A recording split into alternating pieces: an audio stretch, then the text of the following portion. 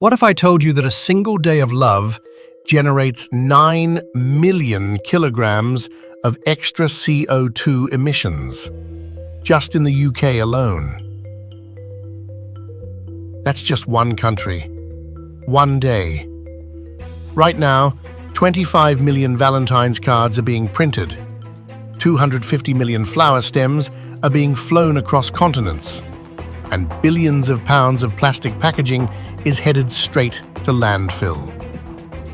This is the honest truth about Valentine's Day. And today at the Green Blueprint, I'm breaking down the hidden environmental cost of romance and how we can actually celebrate love without trashing the planet. Let's go. Today, we're investigating one of the most celebrated days of the year and what it's actually costing our environment. I've analyzed the research. The data is shocking. And the solutions? They're actually simple.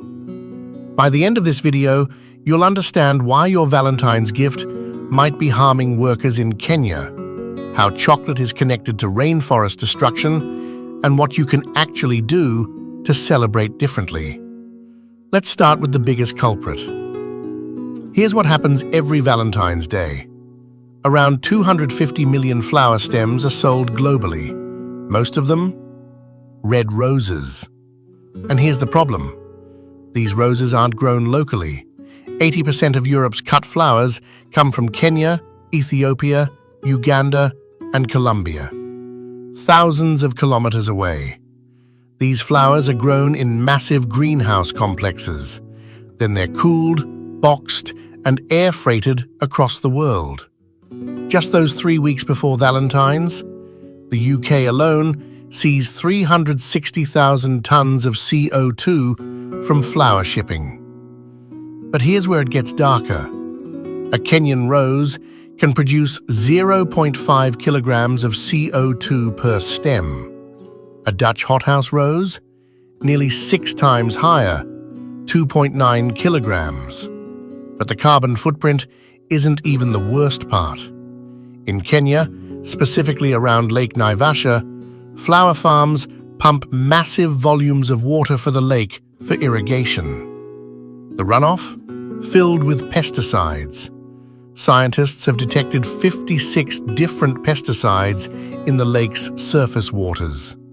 56. The lake is dying. Fish populations have crashed. And the workers? Flower farmers in Kenya and Ethiopia show high rates of respiratory problems, skin disorders, reproductive issues, all linked to pesticide exposure. Think about that.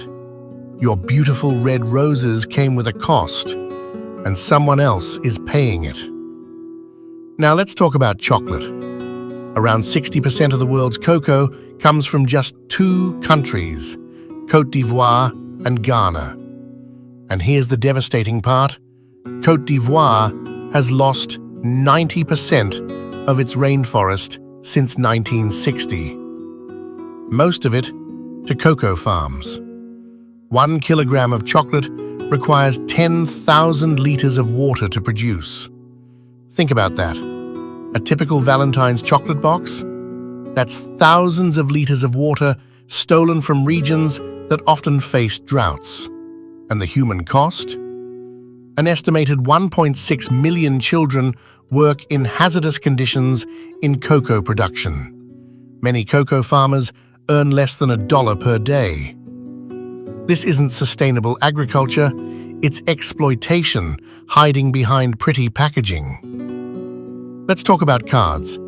25 million Valentine's cards are sent in the UK every year. That's hundreds of millions globally. Here's the thing. 28% of people throw these cards away immediately. They don't even try to recycle them. Each card carries 140 grams of CO2e, mostly from paper production. But that's not the real problem. When cards end up in landfill, which most do, they decompose anaerobically and release methane, a greenhouse gas 80 times more potent than CO2 over 20 years. And then there's the glitter, Glitter is microplastic. It contaminates recycling streams.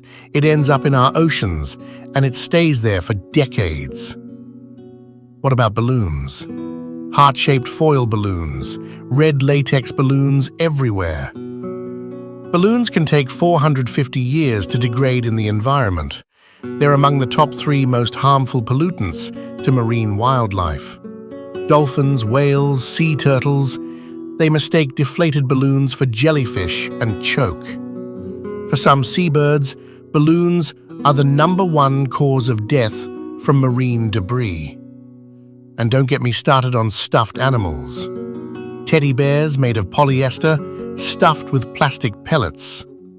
Each one carries 1 to 3 kilograms of CO2 in production alone. Most end up in landfill within a year.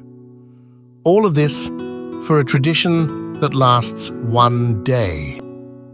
Here's the core issue.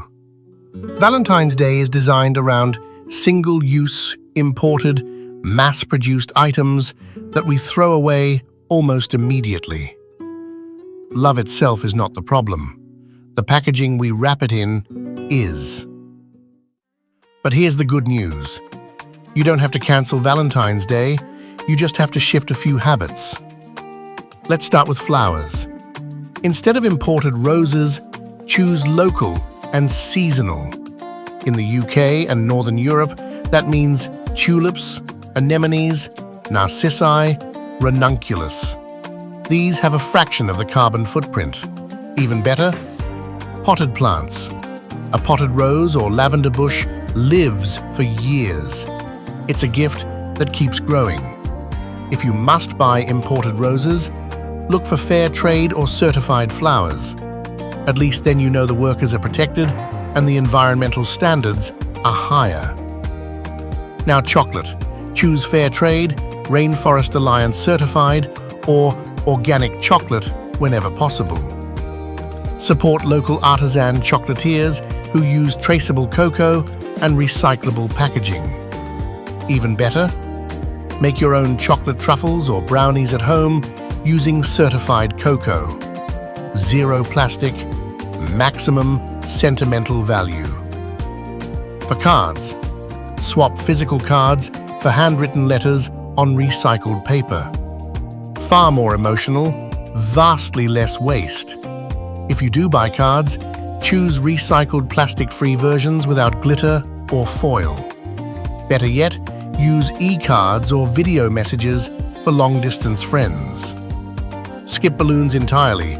Use reusable fabric bunting, candles, fairy lights, or framed photos instead.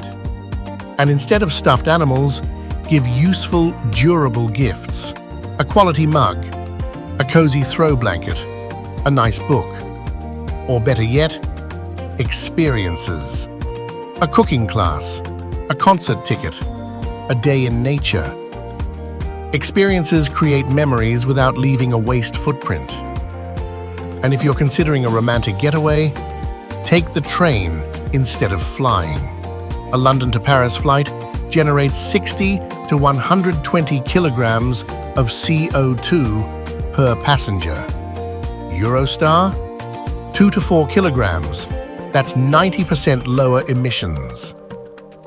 Love your partner. Here's the bottom line. If love is the message, the planet shouldn't pay for the envelope.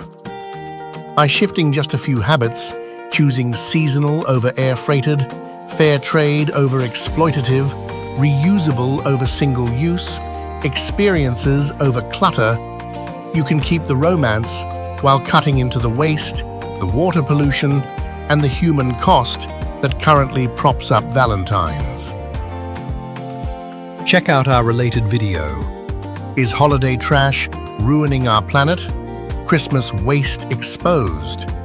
It has shocking research and solutions for the festive season wastage.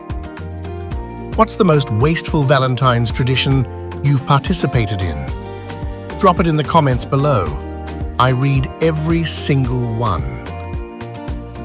If this video opened your eyes to the hidden costs of the traditions we love, smash that subscribe button and hit the bell notification so you never miss an honest review.